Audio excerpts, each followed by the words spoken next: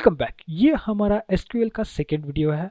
इस वीडियो के अंदर हम लोग जानेंगे डेटाबेस क्या होता है, उसी के साथ हम लोग जानेंगे कि डेटाबेस कौन से टाइप के होते हैं और उसके कुछ एडवांटेज और डिसएडवांटेज इस वीडियो के अंदर हम लोग जान लेंगे। तो देखिए बेसिकली डेटाबेस क्या होता है कि आपका कुछ डेटा है वो कहीं पे स्टोर किया जाएगा। आपका मल्टीपल फॉर्मेट में डेटा हो सकता है। वो डेटाबेस हम लोग कहीं पे स्टोर करेंगे और वो डेटाबेस लैंग्वेज की हेल्प से हम लोग रिट्रीव करेंगे। उसके साथ अलग अलग ऑपरेशंस करेंगे। जैसे स्टोर करना है तो भी हम लोग डेटाबेस लैंग्वेज ही यूज करेंगे और उसी के साथ हम लोग ऑपरेशन करके उनको एक्सेस करेंगे और मैनेज करेंगे। ठीक है, आपने देखा होगा सी के अंदर बहुत सारे डेटाबेस होते हैं और आपने देखा होगा कि कहीं कहीं पे डेटा सेंटर्स होते हैं। वहां पर रैक के अंदर डेटा स्टोर यानी कि डेटा सेंटर के अंदर डेटा स्टोर करने के लिए फैसिलिटी प्रोवाइड की जाती है। तो चलिए ये सब बातें हुई हार्डवेयर के बारे में। अभी यहाँ पे हम लोग आते हैं सॉफ्टवेयर के ऊपर। अभी हम कंसिडर कर लेते हैं कि हमारे पास डेटाबेस है। अब इसको हैंडल करने के दो तरीके हैं। दो तरीके यानी कि दो तरीके से हम लोग डेटाबेस एक्सचेंज कर सकते हैं, डेटा एक्सचेंज कर सकते हैं। वो है पहला जो आता है वो है रिलेशनल डेटाबेस और सेकंड जो आता है नॉन रिलेशनल डेटाबेस। हम इस वीडियो के अंदर यानी कि कोर्स के अंदर एसक्यूएल सीख रहे हैं, मतलब हम लोग रिलेशनल डेटाबेस सीख रहे हैं। अगर हम लोग फायरबेस डेटाबेस सीखते या कोई और डेटाबेस सीखते जैसे मोंगोडीबी तो हम लोग नॉन रिलेशनल डेटाबेस यहाँ पे सीखते हैं। ठीक है, तो इनके एडवांटेज देखते हैं। पहला है डेटा स्ट्रक्चर। तो रिलेशनल डेटाबेस के अंदर हमें टेबल बेस्ड स्ट्रक्चर मिलता है। तो टेबल बेस्ड स्ट्रक्चर का फायदा ये होता है कि हम लोग मल्टीपल टेबल्स को लिंक कर सकते हैं।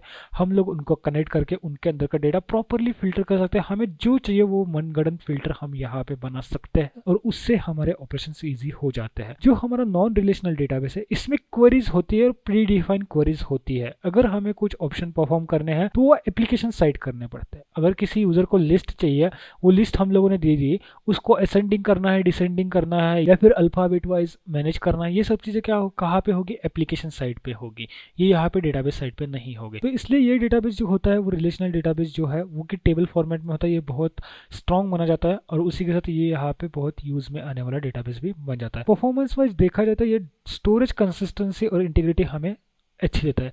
लेकिन अगर इसको हम लोग फायरबेस डेटाबेस के साथ कंपेयर करें तो फायरबेस डेटाबेस बहुत फास्ट है। आपने यहाँ पे सेव के ऊपर क्लिक किया और वहां पे आपका नेटवर्क कनेक्शन थोड़ा सा वीक भी हो तो आपका एग्जीक्यूशन जल्दी से हो जाएगा। स्केलेबिलिटी में ऊपर आता है, यहाँ पे लिमिटेड स्केलेबिलिटी है, यहाँ पे हाई स्केलेबिलिटी है। मतलब मल्टीपल यूजर्स जो है इस डेटाबेस को एक्सेस कर सकते हैं फायरबेस के थ्रू। मतलब समझो कि आपके करोड़ों में यूजर्स आ गए, आपके यहाँ पे 10 करोड़ 15 करोड़ वो यूजर्स भी फायरबेस डेटाबेस इजीली हैंडल कर पाएगा। एसक्यूएल डेटाबेस में इसको थोड़ा सा मैनेज करने के लिए अलग अलग लॉजिक्स लगाने पड़ेंगे। अब आते हैं यहाँ पे query language. Use SQL for a query and manipulation data, और इसकी ओन क्वेरी लैंग्वेज है, ये तो ठीक है। आपने स्कीमा भी इसका हम लोग आगे जाके देखेंगे।